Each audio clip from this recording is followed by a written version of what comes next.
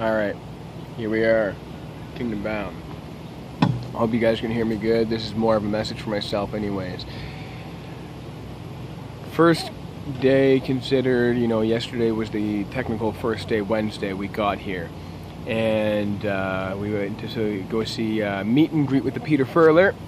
Sorry, mosquito on the eye there for that one. We met and got some pictures with Peter Furler, got to talk to him for a minute. Never met him before. I've seen him many times in real life.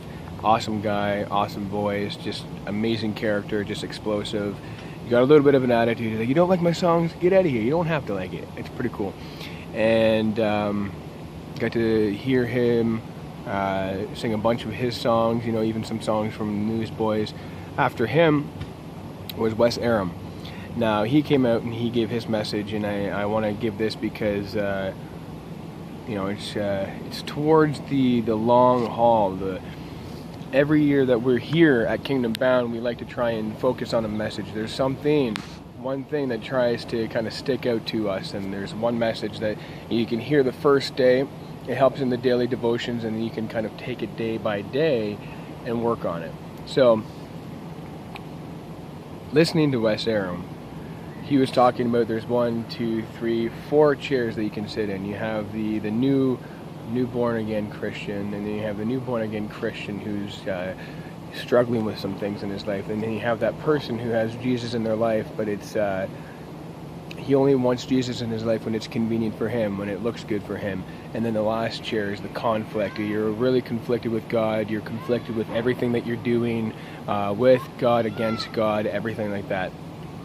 I thought I was in the third chair. I thought I was, making myself convenient for God when I thought it was necessary.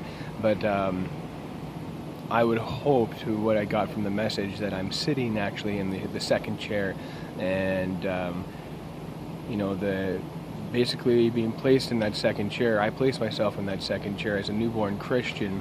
I was baptized here again at Kingdom Bound about 5 years ago, and I still strongly have a connection with God. I talk with him every now and then, and I actually hear his voice, which is very nice. It's something that not a lot of people have, and I struggled very long and hard to get that.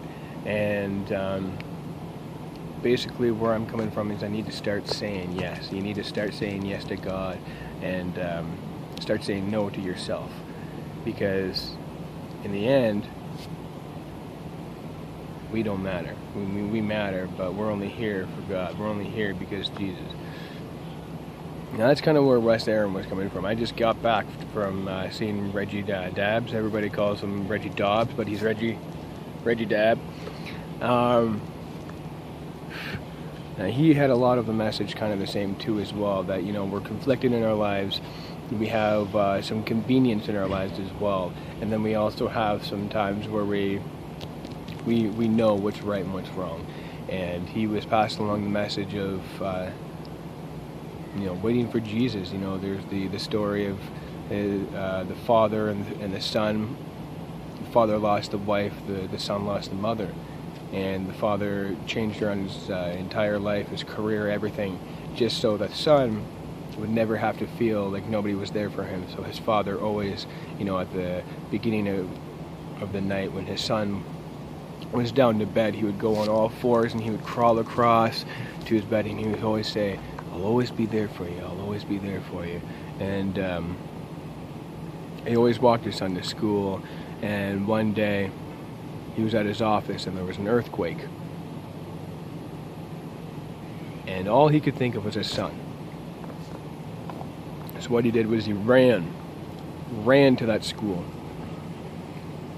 And unfortunately, the school wasn't strong enough to stand up to that earthquake. And all that was left was the gate of the school and the front steps of the school. That father knew on the very first day of that school, he was walking his son to class. And he did that for weeks. So he knew that he would have to walk 9 steps into the front hallway, turn left 29 steps, turn right 7 more steps, he'd be in the classroom. So he made those steps. He made his way to the classroom. It's rubble, everything, all around him is just rubble. And he starts digging. He starts digging for 5, 15, 24, 31 hours. He starts doing all of this stuff. You know, by the time 31 hours comes along, he's starting to hallucinate. His hands are bloodied by all the mess that he's trying to get out of there. You know, all those boulders and bricks and everything in the rubble.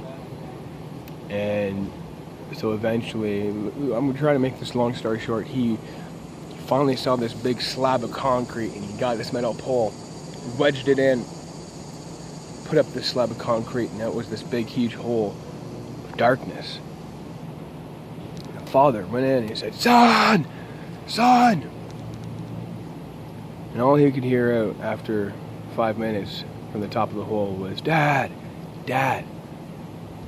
And the father said, Come to me, can you see me?" And he said, No, I can see you, I just can't do it, I can't do it. He said, "Are you stuck?" The son said, "No, I can't do this." And the father said, "Why?" The little boy said, "You have to take my friends first." Yeah, think about that. The boy is so happy. He knew that he would... No, I'm just doing a video message for myself and that. Mother was wondering what I'm doing. Even though the boy thought in his mind and said to his father, "Thank you for coming back. I knew you would be here. I believed you would be here because I believed in your word." He couldn't do it because there was others.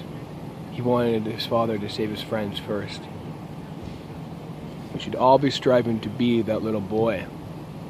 We need to be that little boy who's trapped and under all this rubble of our lives. We know and we believe in our Father. We need to start saying yes to Him. We need to believe that our needs, our wants, our worries, they come second, third, fourth seat to what the others need in this world, for what they can learn about Jesus and for them to be saved. So he also told the story about how, I don't want to go on, this is going on for maybe about 10 minutes here now or so. Basically, the stories are, we're waiting for Jesus and we're waiting for Him to come back. And the thing is, we need to start being prepared for this stuff, because we don't want to go through our lives half-arsing things and thinking to ourselves, "Are we ready? When I get to that gate, have I been listening? Have I been thinking about others before myself? Have I been thinking about the Lord and thinking about what He says? Do I believe in what He knows and what He tells me? Do I believe that He has sent His Son Jesus down to this earth to save all of us?" The thing is, yes, He did. And He did it for me, and He did it for all of us. So start saying yes, because life can't get any worse with God. It only gets better. Start believing in Him, believing in His word. Don't be afraid anymore.